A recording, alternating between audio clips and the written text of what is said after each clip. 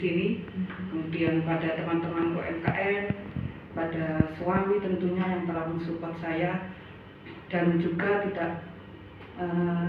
tidak lupa juga pada para penggemar bumbu rujak Cahaya.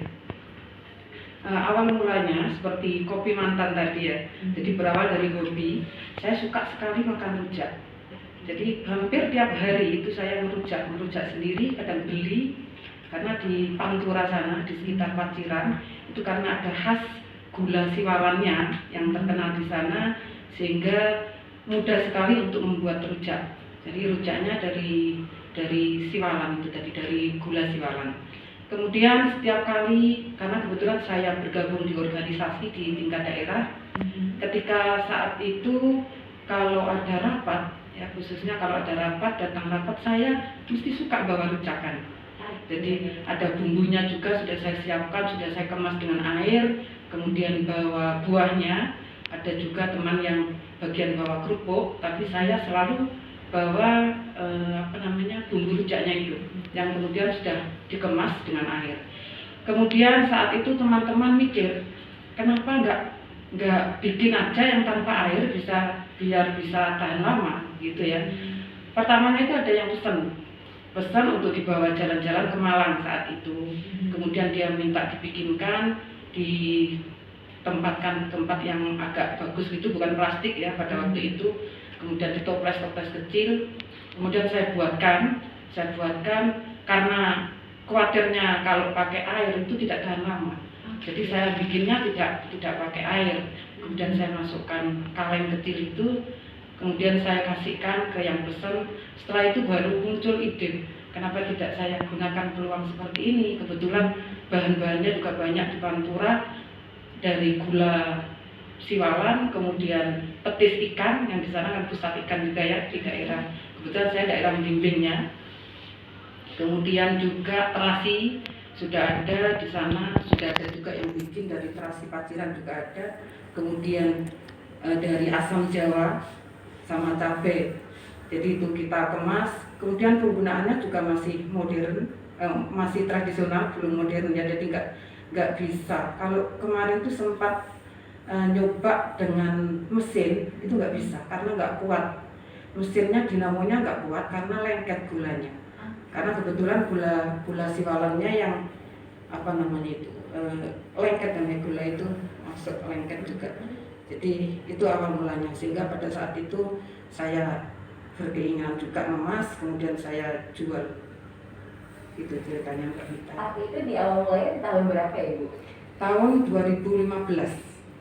Oh, ya berarti sudah cukup lama begitu kan? Ya, alhamdulillah. Dan bergabung dengan Gerai UMKM ini di tahun berapa? Kalau di Gerai UMKM ini baru saja, tapi kebetulan pada waktu itu saya ikut acaranya Gerai. Ya, ada ikut event acara-acara apa kemarin itu? Kanwil Kemenak. Iya. Kemudian saya ikut, kemudian saya kenal Bunda Reni ini. Tapi sebelumnya sudah gabung juga di Dinkop. Kemudian kalau bumbu rujaknya sendiri sudah online dan sudah ada reseller-reseller yang kebetulan ada yang sudah dibawa ke Malaysia, kemudian ada juga pernah di Belanda, karena kebetulan ada banyak juga orang-orang Lamongan yang tinggal di sana yang mungkin rindu dengan rujak manis gula siwalan.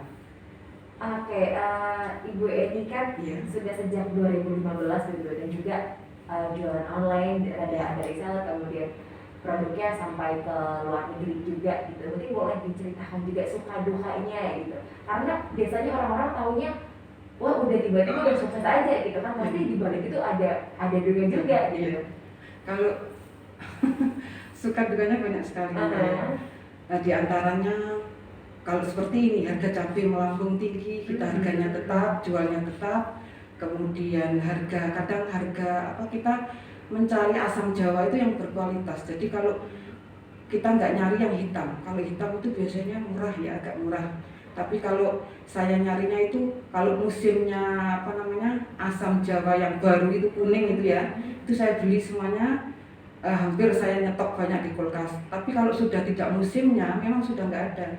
Tetap saya pilih kalau yang sekarang Harga asam jawa sekarang itu yang bagus itu 35, yang biasa itu ada sampai 18.000. Saya milihnya tetap yang berkualitas bagus, karena nanti pengaruhnya pada bentuk warnanya, warna bumbu rujaknya itu nanti kalau asamnya hitam, sudah petisnya hitam, terasinya hitam, kalau asamnya juga hitam nanti pengaruh warnanya agak gelap gitu. Tidak menarik gitu. Iya, tidak menarik. Kemudian juga masalah cupnya. Dulu pada waktu awal saya jualan itu tidak menggunakan botol, Mbak Nita ya. Saya menggunakan cup puding itu. Walaupun sementara sekarang itu masih juga minta karena harganya beda. Jadi ukurannya sama tapi harganya lebih murah.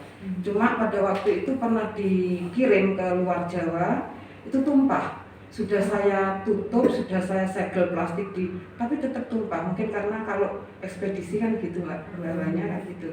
Akhirnya saya rubah ke botol.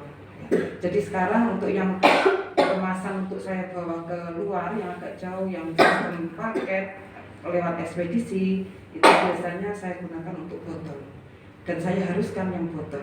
Karena nanti akan juga kalau kemudian ada tumpahnya yang sudah nanti konsumennya kecewa juga, kepengen langsung nikmati tapi nggak bisa menikmati, kita juga yang bagi akhirnya ganti. Jadi sementara itu biasanya kita yang ganti. Jadi karena ada kerusakan, jadi reseller itu bilang ke saya biar saya ganti aja gitu. Kasihan juga resellernya. Oke, baik. Tapi ini demi kualitas dan juga kepercayaan konsumen begitu kan. Yang paling penting adalah bagaimana konsumen nyaman menikmati produk yang dihasilkan oleh produsen seperti itu. Iya, betul. Oke, ini semoga bisa menginspirasi para masyarakat juga bahwa untuk memulai usaha adalah ya harus dimulai begitu kan. Untuk resiko suka duka itu pasti ada, pasti dilalui oleh setiap orang yang memulai usaha itu begitu. Oke, baik, terima kasih banyak Ibu Eni. Ini juga ada